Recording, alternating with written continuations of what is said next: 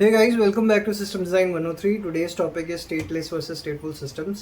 I hope आपने पिछले दोनों पार्ट्स देख लिए होंगे, उसके बाद इस पे आ रहे हो. अगर नहीं देखे हैं तो चैनल पे प्लीज़ चेक देम आउट. क्यों पढ़ना होता है स्टेटलेस वर्सेस स्टेटफुल सिस्टम्स? बहुत इंपॉर्टेंट कॉन्सेप्ट्स है while you are trying to scale a system. जितने भी सिस्टम्स आज के टाइम में एग्जिस्ट करते हो उसमें मल्टीपल टाइम्स ये वाला एक डिलेमा आया होता है सबको कि क्या ये सर्विस स्टेटफुल रखनी है या क्या ये सर्विस स्टेटलेस रखनी है. तो बिफोर हम इस पे समझें कि स्टेटफुल या स्टेटलेस सिस्टम्स क्या होते हैं, हमें सबसे पहले थोड़ा हिस्ट्री में जाना पड़ेगा, समझना पड़ेगा कि initially before all this existed कैसे सिस्टम सेटअप्स होते थे. ठीक. तो सबसे पहले एक सिस्टम हुआ करता था जिसको हम मेन फ्रेम सिस्टम कहते थे. क्या कहते थे? मेन फ्रेम सिस्टम कहते थे. तो मेन फ्रेम सिस्टम क्या होता था? ऐसे समझ लो कि एक सर्वर है. ठीक है, उस सर्वर में सारे यूजर्स का डेटा है. ठीक है, अब मान लो ए यूज़र है, बी यूज़र है, सी यूज़र है, डी यूज़र है. ये सारे यूजर्स मेन फ्रेम सिस्टम पे कनेक्ट करते थे पहले. ठीक है, और इस मेन फ्रेम सिस्टम में इन यूजर्स का सारा डेटा होता था पहले से ही. ठीक है, तो इनको डेटा लाने की जरूरत नहीं है, बस लॉगिन करेंगे मेन फ्रेम सिस्टम में और मेन फ्रेम सिस्टम में इनका सारा कॉन्टेक्स्ट है इन यूजर्स का. फिर मेन फ्रेम सिस्टम क्या करता था? उस कॉन्टेक्स्ट पे चेक करता था कि किस यूजर्स को क्या डेटा का एक्सेस होना चाहिए और फिर वो अंडरलाइन सर्वर्स से डेटा ला के एक्सेस देता था इन सारे यूजर्स को. तो ऐसे चला करता था पहले. तो हर यूज़र का जो डेटा होता था, जो कॉन्टेक्स्ट होता था, ऑलरेडी इस मेन फ्रेम सिस्टम पे एग्जिस्ट करता था. अब हुआ क्या कि जब वेब आया और HTTP आया और एकदम से लोग इंटरनेट पे आने लग गए, बहुत ज़्यादा काउंट बढ़ गया, तो ये मेन फ्रेम सिस्टम्स मेंटेन करना बिकेम इम्पॉसिबल. क्योंकि आप किस लेवल तक कहाँ कहाँ किस किस यूज़र का डेटा कितने सर्वर्स पे मेंटेन करोगे. ठीक है, तो वो तो पॉसिबल नहीं था. तो यहाँ पे सबसे सबसे बड़ी प्रॉब्लम क्या आई कि अच्छा ठीक है, अब इतने सारे यूजर्स आ गए. अब अगर हम मेन फ्रेम बनाते भी हैं तो ज्योग्राफी वाइज बनाएंगे या एरिया वाइज बनाएंगे, पिन कोड वाइज बनाएंगे. ऐसे अगर मेन फ्रेम बनाते भी है तो पहली बात तो वो बहुत सारा हार्डवेयर होगा उसको मैनेज करना, तो एक वो इम्पॉसिबिलिटी आ गई. सेकंड, कैसे अगर एक जोन से दूसरे जोन में अगर यूज़र जा रहा है तो वो कैसे कनेक्ट कर सकता है ओवर द इंटरनेट अगर उस मेन फ्रेम में उस यूज़र का डेटा ही नहीं है. तो लेट्स से लोकेशन ए में था यूज़र, लोकेशन ए के मेन फ्रेम में उसका डेटा था, वो लोकेशन बी पे चला गया. अब लोकेशन बी के मेन फ्रेम में उस यूज़र का डेटा ही नहीं है तो वो कभी एक्सेस ही नहीं कर पाएगा सिस्टम्स, बिकॉज उसने लोकेशन चेंज कर लिया और लोकेशन बी के मेन फ्रेम में उसका डेटा एग्जिस्ट ही नहीं करता. तो ये प्रॉब्लम सॉल्व करने के लिए स्टेटलेस सिस्टम्स एग्जिस्ट हुए. तो पुराना सिस्टम क्या था? स्टेटफुल सिस्टम, जहाँ पे क्या होता था कि सर्वर को ऑलरेडी पता है कि यूज़र की सारी इन्फॉर्मेशन सर्वर को ऑलरेडी पता है. मतलब यूज़र कहाँ से है, किस लोकेशन पे, जो भी कॉन्टेक्स्ट होगा यूज़र का, ऑथेंटिकेशन वगैरह सारा ऑलरेडी एक सिस्टम में एग्जिस्ट करता है जिसको हम पहले मेन फ्रेम सिस्टम्स कहते थे. बट क्योंकि ये प्रॉब्लम होने लगी स्केल में तो हमने फिर मूव किया स्टेटलेस सिस्टम्स पे. स्टेटलेस सिस्टम्स क्या होते हैं? जैसे आज के टाइम हम रेस्ट यूज़ करते हैं, रेस्ट फ्रेमवर्क यूज़ करते हैं. तो रेस्ट में क्या होता है कि एपीआई को सर्वर को पता नहीं है कि यूज़र का कॉन्टेक्स्ट क्या है. सर्वर कैसे पता करता है? तो जब भी आप एक रेस्ट रिक्वेस्ट भेजते हो तो रेस्ट में क्या क्या भेजते हो? आप एक ऑथ टोकन भेजते हो. ठीक है, एक ऑथ टोकन भेजते हो, मे बी एक यूज़र आईडी भेज सकते हो आप. ठीक है, में JWT टोकन में आप डेटा भेज सकते हो सर्वर को. तो इन सब के बेसिस पे सर्वर ये रिकग्नाइज करता है कि एग्जैक्टली कौन सा यूज़र है और इस यूज़र को क्या एक्सेस देना है नहीं देना है. तो अगर आपने JWT पे काम किया होगा या OAuth पे काम किया होगा तो ग्रुप क्लेम्स होते हैं उसमें.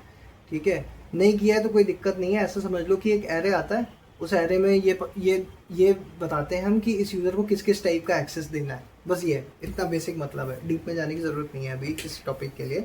तो ये सब चीज़ें रेस्ट खुद से कंट्रोल करता है, OAuth खुद से कंट्रोल करता है.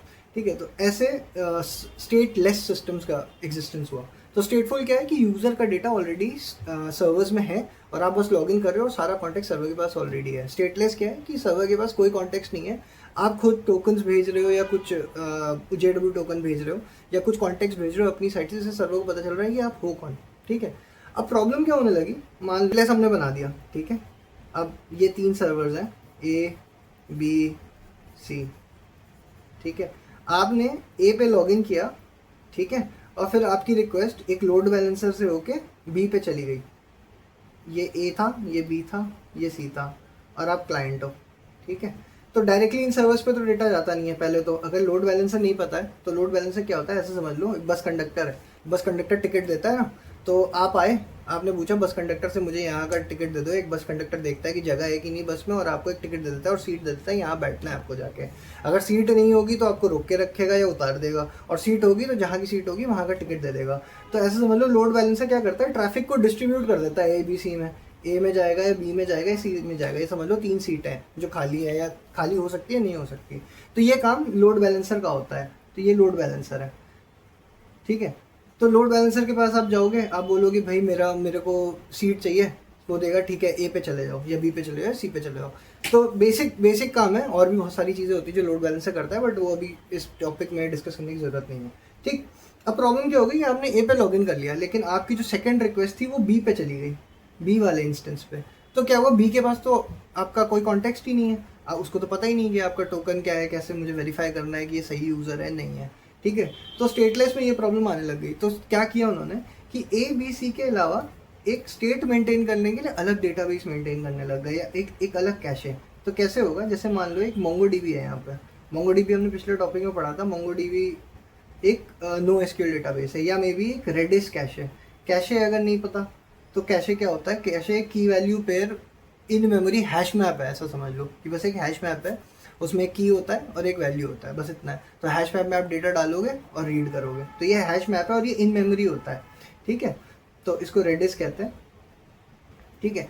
तो क्या किया कि लोड बैलेंसर है और ये 3 इंस्टेंस है ए बी सी सर्विस के आपके।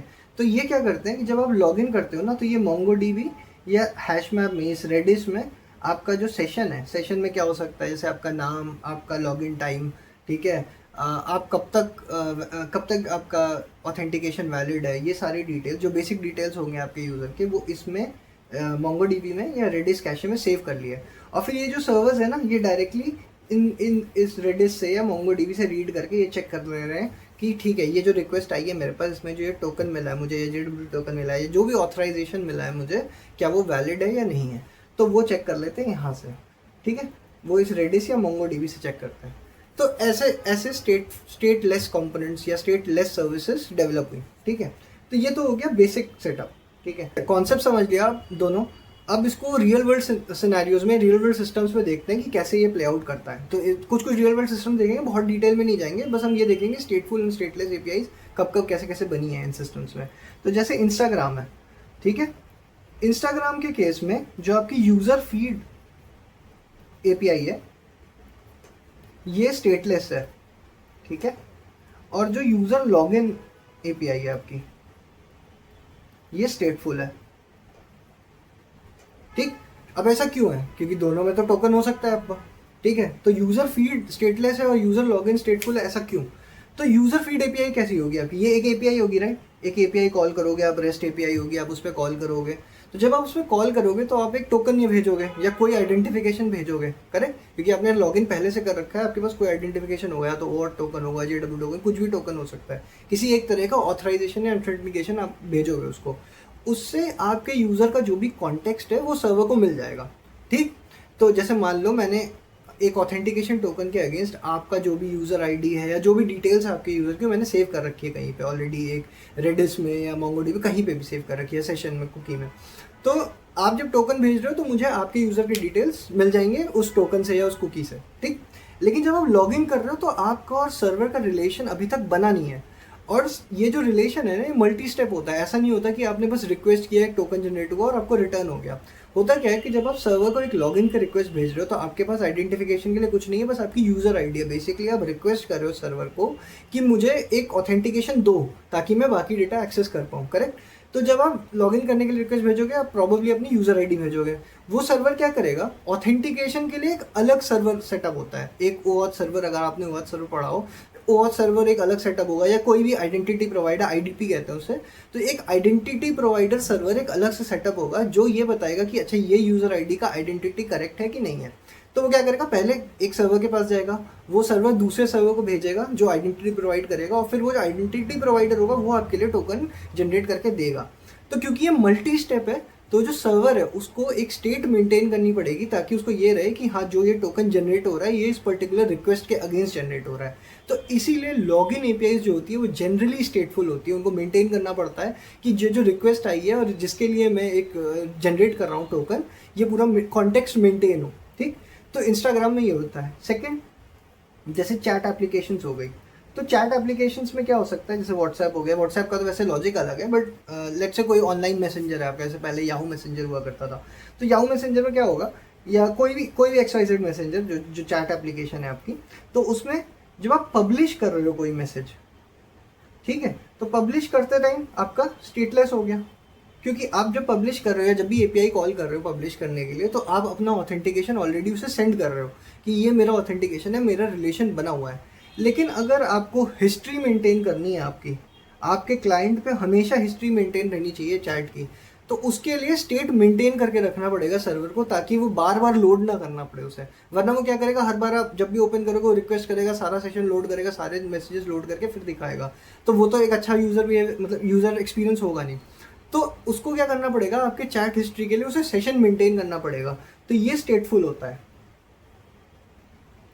ठीक है, तो हमने कुछ सिंपलर सिस्टम्स देख लिए हैं, अब थोड़े और कॉम्प्लेक्स सिस्टम देखते हैं, जैसे बैंकिंग सिस्टम। बैंकिंग सिस्टम में क्या होता है ना, ये चीज़ स्टेटफुल एंड स्टेटलेस बहुत ज़्यादा कॉम्प्लिकेटेड है, बिकॉज उसमें मल्टीपल चीज़ें होती हैं जिसका ध्यान रखना पड़ता है। बैंकिंग सिस्टम में क्या है, आपका ट्रांजैक्शनल डेटा है, करेक्ट। आप रिडंडेंसी नहीं रख सकते कि आप मल्टीपल, मान लो एक बार ट्रांजैक्शन किया, आप मल्टीपल हो गया तो वो प्रॉब्लम है। आपको हमेशा अपना जो बैलेंस होता है वो मेंटेन करके रखना पड़ता है। आपके ट्रांजैक्शन फेलियर्स होते हैं, आपका मल्टीपल फेलियर, क्योंकि आपके बैंक से कट के किसी और बैंक में जा रहा है, तो ऐसा नहीं कर सकते कि बस आपके अकाउंट में पैसा अपडेट कर दिया और फिर उधर फेल हो गया तो फिर कुछ करके मतलब मैनेज कर लिया, ऐसे नहीं होता। तो बैंकिंग ट्रांजैक्शन में बहुत ज़्यादा कॉम्प्लिकेटेड होता है। तो ज़्यादातर फिनटेक सेटअप्स क्या करते हैं कि एक फ्रेमवर्क यूज़ करते हैं, एक सिंगल फ्रेमवर्क, जिससे ये सारा ट्रांजैक्शन हैंडल होता है। तो हम उसमें नहीं जाएंगे, हम बस समझेंगे कि ये फ्रेमवर्क काम कैसे करता है, या बैंकिंग सेटअप काम कैसे करता है। तो बहुत बहुत इंपॉर्टेंट है ये, क्योंकि banking setup one of the most sophisticated systems है when it comes to stateless and stateful systems. ठीक है, बैंकिंग सिस्टम्स ना ही स्टेटफुल है ना ही स्टेटलेस है। तो ऐसा भी नहीं है कि API वाइज है कि एक API स्टेटफुल है या एक API स्टेटलेस है। बहुत सिलेक्टिवली स्टेटफुल है बैंक्स, मैक्सिमम चीज़ों के लिए स्टेटफुल ही है देखा जाए तो, बट वो मैनेज इस तरह से हुआ गया है कि आपको पता नहीं चलेगा। ठीक, तो कैसे मैनेज हुआ है बैंकिंग सिस्टम में, होता क्या है, मल्टीपल फैक्टर से ख्याल रखना होता है। तो सबसे पहले तो ऑब्वियसली यूज़र डिटेल्स का ख्याल रखना पड़ता है। मुझे पता होना चाहिए किस यूज़र के लिए मैं ऑपरेशन कर रहा हूँ। ठीक है, एग्जैक्टली मैं वो मिस नहीं कर सकता। सेकेंड, ट्रांजैक्शंस का ख्याल रखना होता है। ठीक है, ट्रांजैक्शंस फेल हो सकते हैं। ठीक है, रिडंडेंसी नहीं होनी चाहिए। ठीक है, मेरा बैलेंस, थर्ड क्या हो सकता है, बैलेंस हमेशा लेटेस्ट होना चाहिए, कंसिस्टेंसी। ठीक है, हमेशा लेटेस्ट बैलेंस मिलना चाहिए हमें, राइट। ठीक है, ये फैक्टर्स होते हैं। फिर मल्टीपल फेलियर पॉइंट्स होते हैं। ठीक है, मल्टीपल फेलियर पॉइंट्स कैसे होते हैं, क्योंकि मान लो आपके एक बैंक से दूसरे बैंक में आप ट्रांसफ़र कर रहे थे, तो आपके बैंक से पैसा कट गया और दूसरे बैंक में जब पैसा क्रेडिट होना था तो क्रेडिट में फेल हो गया, तो मल्टीपल फेलियर पॉइंट्स होते हैं। तो बैंकिंग एप्लीकेशन में इन सारी चीज़ों का ध्यान रखना पड़ता है। तो ये होता कैसे, पहले एक बार देख लेते हैं, before actually designing the system ये समझते हैं कि होता कैसे है ये। तो सारे बैंकिंग सिस्टम्स में एक थ्योरी फॉलो होती है, if one fails everything fails. ठीक है, इसका मतलब क्या है पहले तो ये समझते हैं। तो जैसे मान लो आपका बैंक में अकाउंट था A में, ठीक है, आपका अकाउंट है, आपने कुछ रिक्वेस्ट रेज करी कि मुझे 100 रुपीज़ या 100 रुपीज़ ट्रांसफ़र करना है बैंक बी अकाउंट में। ठीक है, ये किसी भी बैंक में हो सकता है, सेम बैंक में हो सकता है, दूसरे बैंक में हो सकता है। ठीक है, तो ऐसा नहीं होता कि यहाँ पे क्रेडिट हो जाए, यहाँ से डेबिट हो जाए, यहाँ पे क्रेडिट हो जाए डायरेक्टली, ऐसा नहीं होता। क्योंकि अगर ऐसा होगा तो स्टेटलेस हो जाएगा, और स्टेटलेस होगा तो आप ट्रैक नहीं कर पाओगे ये सारे जो भी हमने फैक्टर्स अभी डिस्कस किए थे, ये सारे फैक्टर्स आप ट्रैक नहीं कर पाओगे, कैसे मेंटेन करोगे। तो कैसे होगा ये कि एक सर्विस होती है जो आपके बैंक की सर्विस, लेट से XYZ सर्विस हो गई।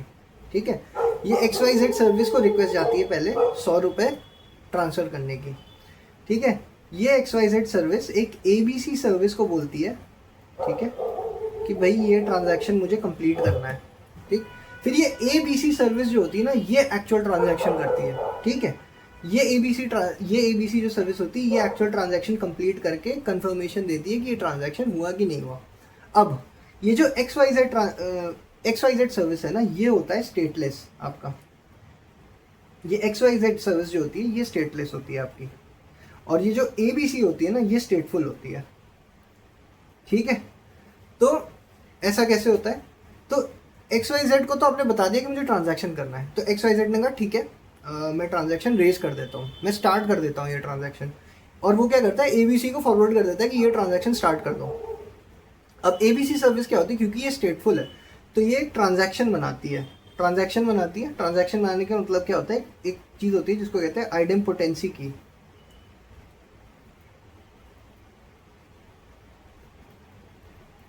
ठीक है, ये क्या होता है, समझ लो एक यूनिक आईडी है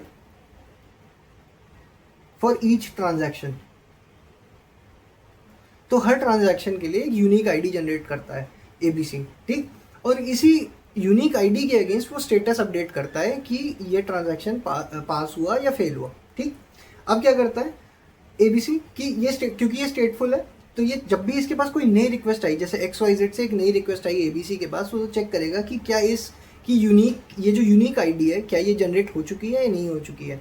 अगर ये जनरेट हो चुकी है और इस पर काम चल रहा है तो वो रिक्वेस्ट को रिजेक्ट कर देता है। तो जैसे मान लो आपने मल्टीपल टाइम्स भी रेज कर दिया, तो मान लो मल्टी क्लिक हो गया, मल्टीपल टाइम रिक्वेस्ट चली गई ड्यू टू कोई फॉल्ट है सिस्टम में, XYZ में कुछ फॉल्ट है, कोई भी बग्स है, तो एबीसी क्या करेगा, क्योंकि उसकी आइडेंटिटी की ऑलरेडी जनरेटेड है, यूनिक आईडी ऑलरेडी जनरेटेड है, तो वो इस रिक्वेस्ट को वन टाइम ही प्रोसेस करेगा, मल्टीपल टाइम प्रोसेस नहीं करेगा। ठीक है, तो सबसे पहला काम एक यूनिक आईडी जनरेट करता है एबीसी। ठीक, फिर क्या करता है, यूनिक आईडी के अगेंस्ट वो स्टेटस अपडेट देता रहता है कि क्या ये कंप्लीट हुआ नहीं हुआ। अब ये मल्टी स्टेप कैसे होगा, पहला स्टेप होगा डेबिट, कि अकाउंट ए से आपका डेबिट हुआ। ठीक, फिर अकाउंट बी में क्रेडिट रिक्वेस्ट गई। ठीक है, क्रेडिट रिक्वेस्ट गई अकाउंट बी में। अगर बी में क्रेडिट रिक्वेस्ट कंप्लीट हो गई तो बी से एक एक्नॉलेजमेंट आया। ठीक है, जब ये एक्नॉलेजमेंट आया तो आपको ए को या XYZ को कंफर्म करना है कि ये ट्रांजैक्शन सक्सेसफुल हो गया है। ठीक, ऐसे करना है। तो ये जो पेमेंट सेटअप है कि ऐसे जो ये जितने भी स्टेप्स हैं, जो एबीसी सर्विस के स्टेप्स हैं, ये ऑलरेडी बहुत सारे पेमेंट प्लेटफॉर्म्स खुद ही करते हैं। तो जैसे पेमेंट प्लेटफॉर्म जैसे आपका वीज़ा हो गया, ठीक है, या स्ट्राइप हो गया, तो ये सारे जो पेमेंट प्लेटफॉर्म्स हैं ना, यही हैं, ये एबीसी जो आप देख रहे हो ना, एबीसी सर्विस के सारे स्टेप्स, तो वो ये सारे पेमेंट प्लेटफॉर्म्स करते हैं। ठीक है, एबीसी कैसे काम कर रहा है ये तो समझ लिया, लेकिन अब एबीसी में से फेलियर्स आते हैं। मान लो बी में क्रेडिट होने वाला था, बी अकाउंट में क्रेडिट होने वाला था, बट वहाँ फेल हो गया और ए अकाउंट से डेबिट हो चुका है ऑलरेडी पैसा। तो ये सब हैंडल कैसे होता है, तो ये सब हैंडल करने के लिए जैसे हमने बोला था कि सारे बैंक्स एक प्रोसेस फॉलो करते हैं जिसको कहते हैं कि कंप्लीट रोल ओवर, कि अगर एक पॉइंट भी फेल हुआ, इस पूरे प्रोसेस में एक पॉइंट भी फेल हुआ तो पूरा रोल बैक कर लो, अगर एक्नॉलेजमेंट भी फेल हुआ तो पूरा रोल बैक कर लो। ठीक है, अगर ए से डेबिट हो गया, बी में क्रेडिट हो गया, लेकिन एक्नॉलेजमेंट फेल हो गया तो भी पूरा रोल बैक होता है। ठीक है, बट ये होगा कैसे, क्योंकि अब तो क्रेडिट डेबिट हो चुका है, तो कैसे हम ये मेंटेन करेंगे कि रिडेंडेंसी ना हो। तो उसके लिए there is something called a source of truth ledger. ठीक है, सोर्स ऑफ ट्रुथ लेजर क्या होता है कि जितने भी बैंक्स होते हैं ना, ये आपका सोर्स ऑफ ट्रुथ आपके अकाउंट के बैलेंस को नहीं मानते। तो जैसे आप जब भी ट्रांजैक्शन करते हो ना, तो एक ट्रांजैक्शन इस लेजर में क्रिएट होता है। एक लेजर समझ लो, ये कुछ नहीं है, एक डायरेक्टरी है जिसमें जब भी आप कुछ भी ट्रांजैक्शन कर रहे हो तो इस लेजर में क्रेडिट या डेबिट का एक ट्रांजैक्शन क्रिएट हो रहा है। ठीक, तो जब भी आप कुछ भी कर रहे हो ट्रांजैक्शन, इस लेजर में अपडेट होता है। तो जब रोल बैक होता है ना, तो इस लेजर को वो फिर से ट्रेस बैक करता है और आपका अकाउंट अपडेट कर देता है। तो अगर मेरे पास अपने अकाउंट के सारे क्रेडिट डेबिट्स हैं, तो जो समीशन होगा वो फाइनल अकाउंट बैलेंस होगा मेरा, करेक्ट। तो यही है, ये सोर्स ऑफ ट्रुथ लेजर यही करता है कि जैसे अगर आपका कहीं पे फेलियर आया तो वो ट्रेस बैक करेगा up to a certain point उस लेजर में, और फिर फाइनल जो भी आपका बैलेंस होगा वो आपका बैलेंस अपडेट कर देगा। तो बैंकिंग एप्लीकेशंस या बैंकिंग सेटअप जितने भी है, वो कभी भी आपके अकाउंट बैलेंस को as a source of truth नहीं लेते हैं, वो इस सोर्स ऑफ ट्रुथ लेजर को बैलेंस लेते हैं। तो इसीलिए ये पूरा जो सर्विस होता है ये स्टेटफुल होता है, ताकि आपका लेजर मेंटेन रहे जब भी आप ट्रांजैक्शन कर रहे हो, और एक अलग प्लेटफॉर्म है जो ये सारा लेजर मेंटेन कर रहा है और ये सारा सेटअप मेंटेन कर रहा है। अब बैंकिंग एप्लीकेशन में मल्टीपल सर्विस हो सकती है, तो क्या स्टेटफुल होगा क्या स्टेटलेस होगा। तो स्टेटफुल तो हमने देख लिया, जितने भी ट्रांजैक्शंस होंगे आपके वो सारे स्टेटफुल होंगे। क्यों? क्योंकि मल्टी स्टेप है, बहुत सारा फेलियर पॉइंट्स है, रिडंडेंसी है, तो वो सारे रीजन हमने देख लिया कि क्यों बैंकिंग ट्रांजैक्शन स्टेटफुल होते हैं। लेकिन बैंकिंग में स्टेटलेस सर्विसेज भी हो सकती है। जैसे फॉर एग्जांपल, तो जैसे आप अपना स्टेटमेंट जनरेट करना चाहते हो, तो स्टेटमेंट जनरेट करने के लिए आपको स्टेटफुल सर्विस की ज़रूरत नहीं है, आपका स्टेटलेस सर्विस काम कर जाएगा। तो आपने लॉगिन किया, आपने ट्रांजैक्शन अपना हिस्ट्री जनरेट किया, तो वो स्टेटलेस सर्विस हैंडल कर लेगा। ठीक है, वैसे ही अगर आप अपना यूज़र डिटेल्स गेट करना चाहते हो, अपडेट नहीं गेट, सिर्फ गेट करना चाहते हो तो ये स्टेटलेस हो गया। अगर आप अपना यूज़र डिटेल अपडेट करना चाहते हो तो वो एक स्टेटफुल सर्विस हो सकती है। अगर वो रियल टाइम में कर रहा है तो रियल टाइम में मोस्टली बैंक्स करते ही नहीं है अलाउड। आपने देखा होगा बैंकिंग एप्लीकेशन में जनरली क्या होता है कि आप लॉगिन करते हो, थोड़ी देर बाद आपका लॉगिन जो सेशन होता है अपने आप लॉग आउट हो जाता है बहुत जल्दी, क्योंकि वो जो सेशन मेंटेनेंस होता है वो बहुत शॉर्ट रखते हैं कि आप लॉगिन करो, अब आपको जो भी करना है करो और लॉग आउट कर दो। तो वो सेशन जो टाइम टू लिव होता है उस सेशन का वो बहुत छोटा होता है। ठीक है, तो ज़्यादातर चीज़ें स्टेटफुल ही रखते हैं बैंक्स। और जो वैसी चीज़ें होती है जो ट्रांजैक्शंस को आपके इफेक्ट नहीं कर रही है या जो चीज़ें आपके अकाउंट बैलेंस को इफेक्ट नहीं कर रही, बस वही चीज़ें स्टेटलेस रखी जाती है। ठीक है, तो हमने मल्टीपल सिस्टम्स देख लिया, तो एक बार रिवीजन कर लेते हैं। पहली बात तो स्टेटफुल या स्टेटलेस होता क्या है। स्टेटफुल सिस्टम क्या होता है कि जब भी आप लॉगिन कर रहे हो तो ऑलरेडी आपका जो भी कॉन्टेक्स्ट है, यूज़र कॉन्टेक्स्ट है, आपके डिटेल्स हैं, आपको क्या एक्सेस मिलना चाहिए, सब कुछ ऑलरेडी सर्वर के पास है। ठीक है, ये स्टेटफुल होता है। स्टेटलेस क्या होता है कि सर्वर को कुछ नहीं पता, आप किसी तरह से कॉन्टेक्स्ट भेज रहे हो सर्वर को, उससे वो कंफर्म कर रहा है कि ये कॉन्टेक्स्ट इस यूज़र को बिलोंग करता है और फिर आपको जो भी ऑपरेशन करना है नहीं करना है वो सर्विसेज का एक्सेस दे रहा है। ठीक, ये होता है स्टेटलेस। और स्टेटफुल सर्विसेज होती क्या है, हमने क्या देखा इंस्टाग्राम में देखा कि कॉम्बिनेशन होता है, कुछ सर्विसेज स्टेटफुल है, कुछ सर्विसेज स्टेटलेस है। ठीक है, हमने देखा चार्ट एप्लीकेशन में, फिर हमने बैंकिंग एप्लीकेशन में चेक किया कि स्टेटफुल और स्टेटलेस सर्विसेज कहाँ कहाँ पे यूज़ होती है। तो स्टेटफुल एंड स्टेटलेस सर्विसेज बहुत इंपॉर्टेंट है समझना। जब भी आप सिस्टम स्केल कर रहे होगे तो आपको डिसाइड करना पड़ेगा कि कौन से सर्विसेज आपकी ऐसी होंगी जो स्टेटफुल होंगी, कौन सी सर्विसेज आपकी ऐसी होंगी जो स्टेटलेस होगी। ठीक है, I think we have covered everything that we wanted to cover in this video. I hope you guys are actually finding these videos useful. हम इन वीडियोज़ को छोटा ही रख रहे हैं जानबूझ के, और मेरा प्लान ये है कि मैं बेसिक्स पहले कवर करूँ, छोटी छोटी चीज़ें जो बहुत लोग स्किप कर देते हैं and straight they dive into designing systems. तो उसमें जाने से पहले आपको सारी चीज़ें पता होनी चाहिए कि वो जो सिस्टम डिज़ाइन हो रहा है ना वो किन बेसिस पे हो रहा है। तो ठीक है, thank you guys for watching this video. See you in the next one, bye.